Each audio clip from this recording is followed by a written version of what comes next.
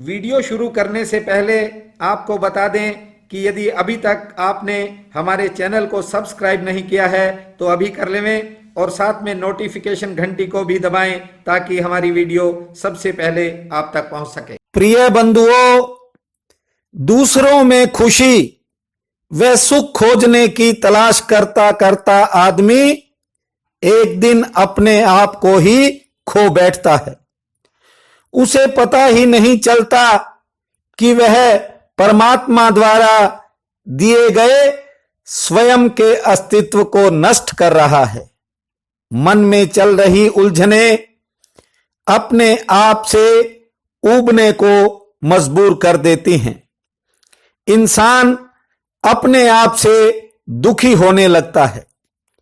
जिंदगी में बहुत से ऐसे काम हैं जिन्हें व्यक्ति पहले खुद करता है और बाद में पछताता है।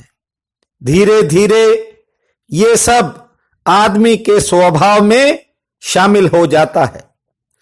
फिर न करने के लिए कस्में भी उठाता है, एक दिन फिर भूल जाता है।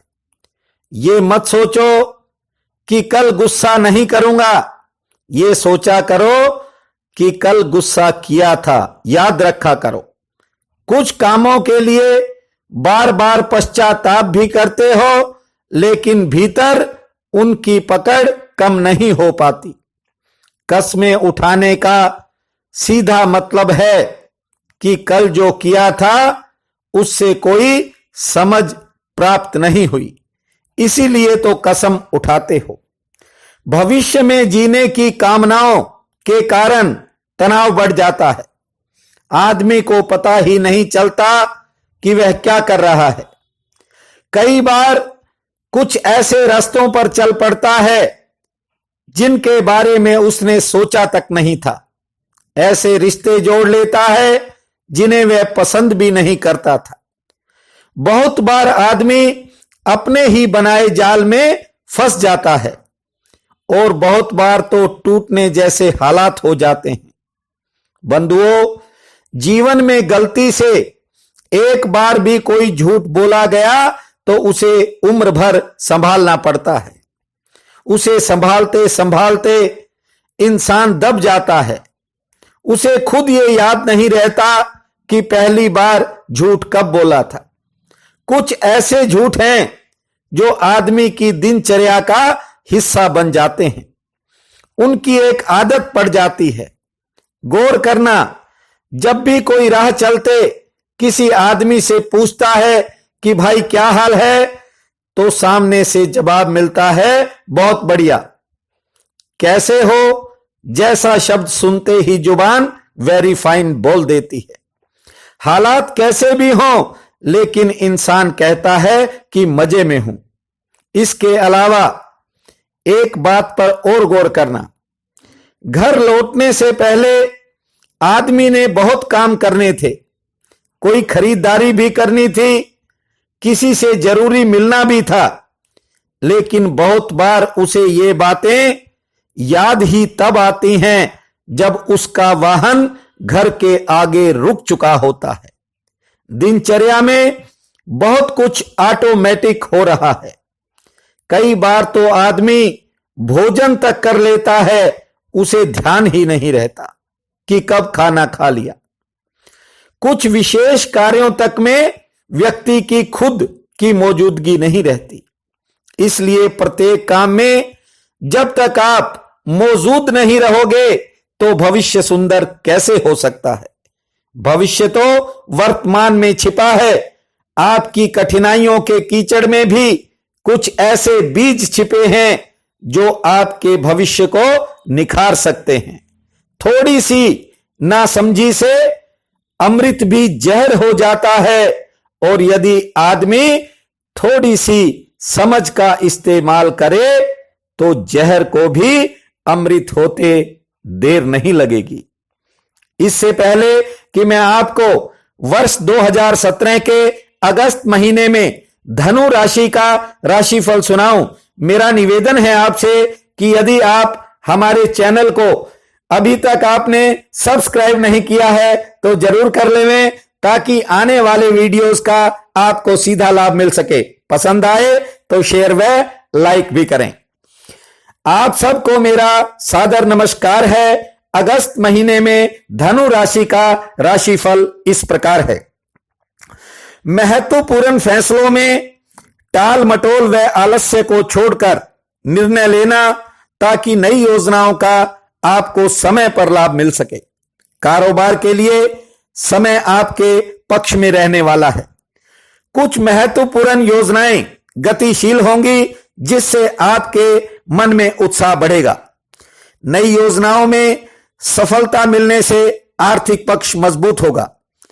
आजीविका क्षेत्र में हालांकि स्थिति सामान्य रहेगी, लेकिन कारोबार में आ रही अड़चनें दूर होने के संकेत हैं।